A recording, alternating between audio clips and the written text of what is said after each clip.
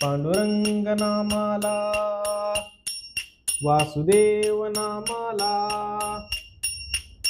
दाही अवतार खेळ खेळला उभा पंढरीत गंगा वाहे भीमा चालली जागा वैकुंठ आदी केलं पुण्य नाव पावले वाल्मिक मूळ भक्ताची पेठ रचली पंढरपुरात. नमस्कार, मी देवा राखुंडे आणि सध्या माझ्यासोबत कोण आहेत तर हे वासुदेव माझ्यासोबत आहेत. आज घरी होतो आणि आता जस्ट घरातून बाहेर पडायचं होतं आणि त्याच वेळी हे वासुदेव घरी आले. आता त्यांच्यासोबत छोट्याशा गप्पा मी मारणार आहे आणि त्याचं कारणही तसंच आहे. चर्चेतून तुम्हाला ते समजून येईल. नमस्कार. काय नाव काय आपलं? लहू बैराम धुर्वे. लहू बळीराम धुर्वे आणि गाव शिराळा. शिराळा म्हणजे कोणता तालुका आला? तालुका परांडा. परांडा. काय पाऊस पाणी कसं आहे? पाऊस जरा कमीच आहे ह्या वर्षी. कमी पाऊस. काय आहे? शेती वगैरे घरी? शेती आहे 1 एकर द्राक्षाची बाग आहे. किती शेती? टोटल 1.5 एकर आहे. 1.5 एकर शेती. त्यात काय? अर्ध्या एकर मध्ये आता मका लावली. बर. 1 एकर द्राक्ष. हा. तुम्ही स्वतः करता? हो. बर. तर शेती सर्व आहे, सगळं आहे, तरी देखील मग वासुदेव जे परंपरा आहे ती चालू आहे आणखी पुढे? ही आम्हाला कुळीला चाललेलं आहे, त्यामुळं आम्हाला चालवणं भागच आहे.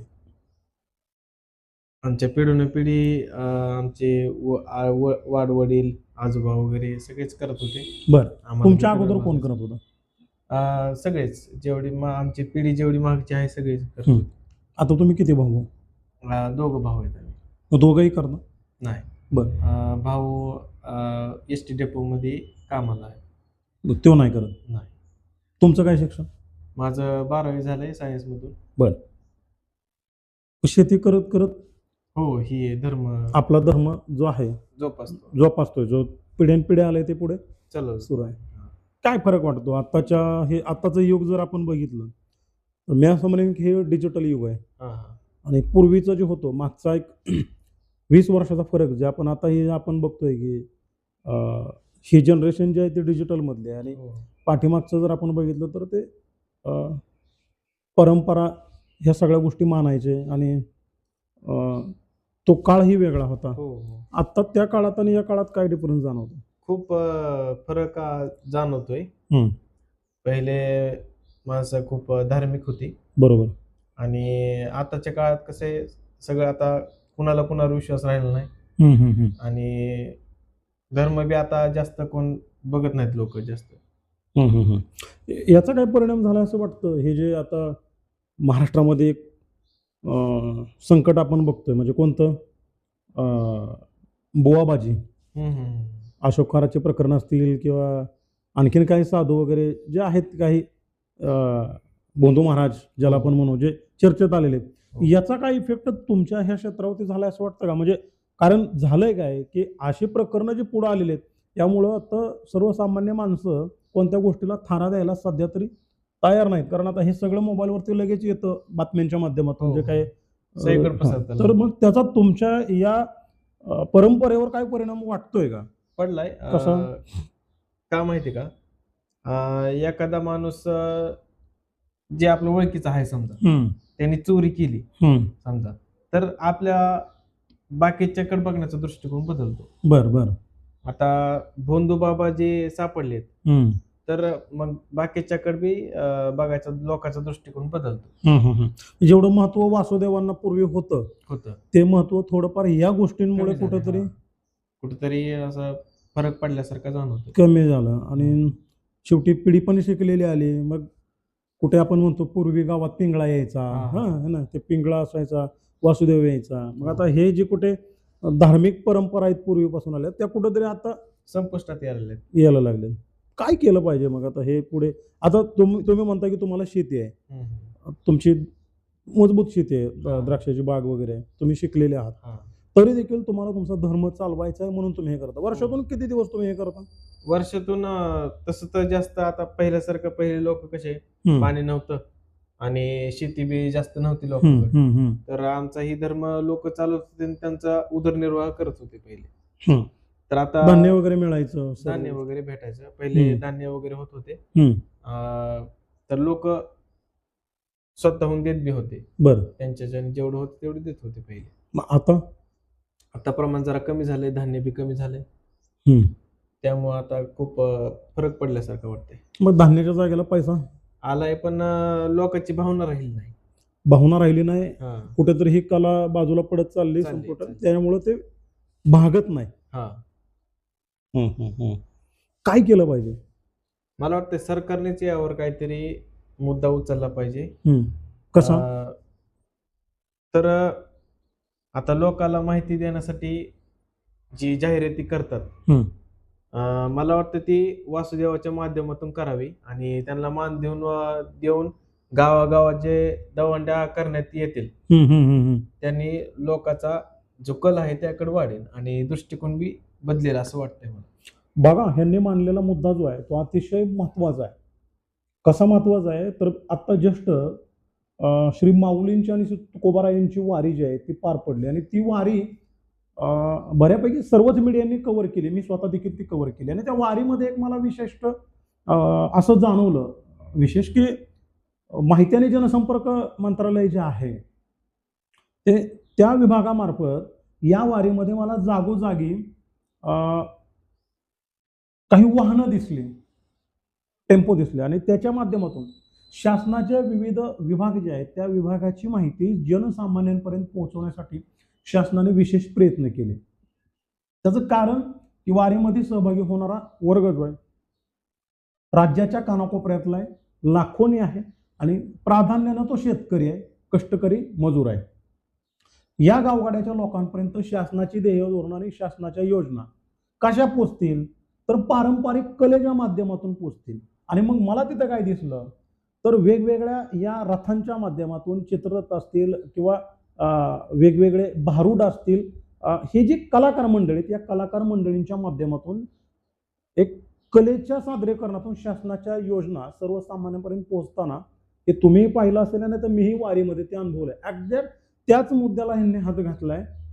तुम्हाला तेच म्हणायचंय ना की ज्या पद्धतीनं वारीच्या सोहळ्यामध्ये हे अशा पद्धतीनं शासन काम करतं ते काम 12ही महिने गाव पातळीवरती मोठ्या लोकसंख्येच्या ठिकाणी शासनाच्या योजना पोहोचवण्यासाठी वासुदेवामार्फत व्हायला पाहिजे. कसं व्हायला पाहिजे, काय करायला पाहिजे शासनाने, जेणेकरून तुमचा हा धर्म आहे तो टिकेल, तुमची कला टिकेल आणि हाताला रोजगार पण मिळेल. तर आता माणसाचा असा पोस्टर वगैरे लावले समजा किंवा काही जाहिराती आता लोक जास्त बघत नाही. बरोबर. आणि लोकांच्या लक्षात पण येत नाही आणि पसरत नाही. मेन गोष्ट जी योजना जी शासनाने राबवली त्याची माहिती लोकांना लवकर होत नाही आणि मर्यादित राहते, त्याचा लाभ घेता येत नाही लोकांना. बरं. जर सरकारला जर सगळ्यांपर्यंत जर पोहोचवायचं असेल तर मग हा उपाय केला तर एकदम चांगलाच आहे की जे कलाकार आहेत आमच्यासारखे जे भारुड वगैरे किंवा आमचे जे गीत वगैरे असतात त्याच्या मार्फत जर लोकांना माहिती देण्यात आली तर लोकांना त्याचा फायदा खूप चांगल्या प्रकारे घेता येईल. शासनाची प्रत्येक योजना जी आहे ती वाड्या वस्त्यावर किंवा चौकात कलेच्या माध्यमातून सामान्यांपर्यंत ती खूप चांगल्या हे खूप प्रभावी साधन आहे. बरं का, मी जे म्हणतोय ते खूप प्रभावी साधन आहे. कारण कोणतीही योजना असेल तर ती एका पॉम्पलेटच्या माध्यमातून किंवा एका छोट्या जाहिरातीच्या माध्यमातून जेवढी रुजू शकते त्यापेक्षा कित्येक पट कलेच्या सादरीकरणातून ते लोकांपर्यंत पोहोचू शकते. कारण त्याकडे बघण्याचं दृष्टिकोन लोकांचा वेगळा असतो. ती एक कला असते. कलाकार कशा पद्धतीनं सादरीकरण करतो त्यावरती प्रेक्षक जे आहेत ते त्याच्या कलेला पाहत असतात, त्याला दाद देत असतात आणि खूप चांगली संकल्पना यांची. मला खूप आवडली तुमची संकल्पना. कारण जर शासनाने मनावर घेतलं तर एकतर या दोन गोष्टी साध्य होतील. शासनाच्या योजना, ध्येय धोरणं जे आहेत ते या कलेच्या माध्यमातून वाड्या वस्त्यांवरती सहज पोचली जातील. एक ठराविक काळ जो आहे तो शासनाचं काम ही मंडळी करतील आणि उर्वरित वेळेमध्ये तुमचा धर्म देखील जोपासला जाईल. म्हणजे तुमची वासुदेव कला आहे गावागावात जायची ती पण होईल आणि शासनाला हे सोपं आहे. म्हणजे असे जे कलाकार आहेत हे जर कलाकार किंवा हा जो धर्म आहे ही कला जी आहे आपली जी पिढ्यानपिढ्या अगदी छत्रपती शिवरायांच्या त्या राज्यकारभारापासून आपण म्हणू किंवा त्याच्या अगोदरही असेल तिथपर्यंत पासून जे आतापर्यंत आलेले पुढे आणि आता हे मग जसं म्हणतात की लुप्त होत चालले ते जोपासायची असेल, ही महाराष्ट्राची संस्कृती जोपासायची असेल तर अशा कोणत्या तरी गोष्टी शासनाने केल्या पाहिजेत जेणेकरून या कला देखील जोपासल्या जातील, शासनाचा उद्देशही त्यातून साध्य होईल आणि या कलाकारांना 4 रुपयाचं मानधन देखील या ठिकाणी मिळू शकेल. आता मला सांगा की आत्ता ज्यावेळी या आत्ताच्या घडीला तुम्ही गावागावात फिरता, मग त्या ठिकाणी तुम्ही तुमची कला जी आहे ते लोकांपर्यंत कशी पोहोचवता किंवा हे तुमचा जो धर्म आहे तो कसा पोहोचवता? म्हणजे गीत माध्यमातून आम्ही लोकांना सांगतो की जे आता शेतकऱ्याच्या व्यथा आहेत वगैरे किंवा गाणे देवाचे वगैरे आहेत त्यातून आम्ही आमचा धर्म सध्या स्वीकारतो चालू आहे आणि लोकांच्या जी पहिली पिढी जी आहेत त्यांची आठवण होण्यासाठी आम्ही उद्धार करतो. कसा करता? एखादं काय मला तुम्ही गाऊन जाऊ शकता? म्हणजे एखादं भक्तिगीत म्हणा किंवा जे तुमच्याकडे कला आहे ते म्हणा किंवा तुमची कशी कला तुम्ही सादरीकरण करता, म्हणजे मला त्याची उत्सुकता आहे की तुम्ही कसं सादरीकरण करता. प्रत्येक माणसाला उत्सुकता आहे. बर. पांडुरंग नामाला वासुदेव नामाला दाही अवतार खेळ खेळला उभा पंढरीत गंगा वाहे भीमा चालली जागा वैकुंठ आदी केलं पुण्य नाव पावले वाल्मिक मूळ भक्ताची पेठ रचली पंढरपुरात स्वर्गलोकहून आलं इमान गोपाळपुरात अग्नीमध्ये जळत लोखंड मरण पामराशी कबीरदास महाराज तयांचा नित्य भक्तीचा दारे लावून तुळस बाबा नेम लक्ष्मीचा सडा सारून करून केला राम भोजनाचा काशी खंडाहून आला ब्राह्मण संत विठ्ठलाचा दाही अवतार खेळ खेळला उभा पंढरीत गंगा वाहे भीमा चालली जागा वैकुंठ. तर आमचे असे भक्तिगीत असतात त्याच्या माध्यमातून आम्ही लोकांना जागरूक करण्याचा प्रयत्न करतो.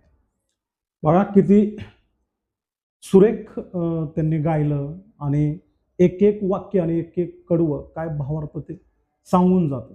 हे किती छान रचना आहे.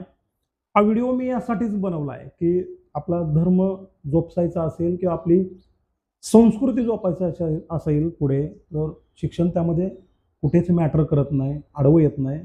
हे उच्च शिक्षित आहेत, सायन्सने शिकलेत, घरी मजबूत वेताची परिस्थिती आहे, म्हणजे भागवण्यासारखं आहे. मुलं बाळा किती? अजून नाहीये, लग्न झालं 1-1.5 वर्ष झाले. बर.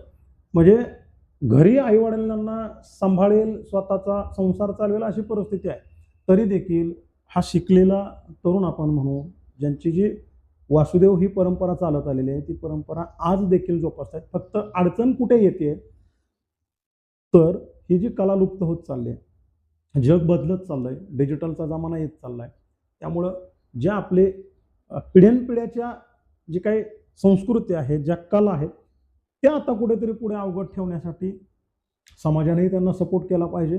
विशेष करून ह्यांनी जी मागणी केली त्याप्रमाणे शासनाने देखील जर या गोष्टी मनावर घेतल्या तर आपली ही जी संस्कृती आहे ना, अतिशय बघा महाराष्ट्राची संस्कृती खूप सुंदर आहे, तर ती संस्कृती देखील जोपासली जाईल. आणि म्हणूनच हा व्हिडिओ जो आहे तो मी केला आहे आणि त्यांना बोलतं देखील केलं आहे. तुर्तास थांबूया आपण या व्हिडिओमध्येच.